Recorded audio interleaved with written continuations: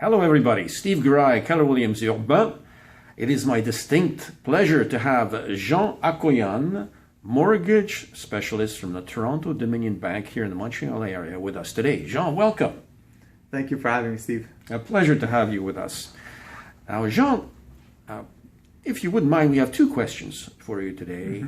The first is, I understand the Toronto Dominion Bank has an investor program tailor-made for real estate investors, and this program differentiates itself from the rest of the pack. Can you please give us more detail on this program? Sure, I'd love to. At TD, we have a program for people that are planning on buying investment properties, and basically what we do is we take into consideration almost double the revenue generated from the building when we qualify the client for the mortgage.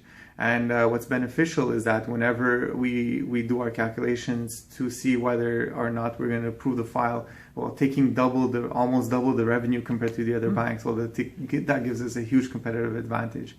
And I was able to save a few deals for a couple of clients using this program. Wow, that's significant. Yeah. And obviously this does not include the CMHC. No, it's conventional. Sorry, I forgot to mention that. Thanks for bringing it up. But yeah, the client does need to put at least 20% down, and it has to be structured as a conventional mortgage. Gotcha. And the second question, Jean, is what are some of the mistakes, the typical mistakes that you see in your experience as it relates to first-time real estate investors? Well, I'm going to bring up a very specific example that I'm seeing more and more often. Today, a lot of first-time home buyers, they're looking to purchase a condo, and their ultimate goal with this condo purchase is 2 or 3 years down the line to rent it out and eventually move into a house. And what they're doing is that they're putting a very large down payment when they're buying their condo, and they're not keeping enough money aside for when they're going to be buying their house. Now, does this mean that they won't be able to afford both? No, they probably would, but it's not the ideal scenario. And the reason why is, and I'm saying this not as a tax professional, I'm not an accountant or a fiscalist, and I always advise my clients to go see one of them, is that when you have a property that's an investment property, you actually have some taxable benefits for keeping a mortgage. Your interest payments, the percentage, or if not the whole thing that you're paying are tax deductible.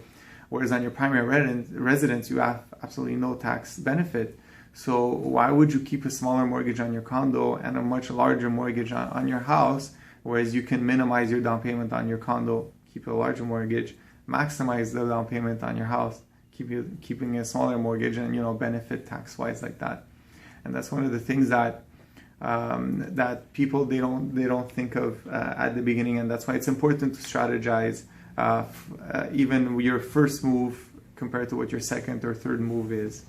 A very good point, Jean, indeed. And therein lies the challenge, being able to see as far ahead as possible. Yeah, we don't have a crystal ball, but if you have an idea of what you want to do and we plan it accordingly, then when the time comes, you're going to be much better prepared. Great advice. Jean, thank you very much for having come down today. Yeah, thank you, Steve.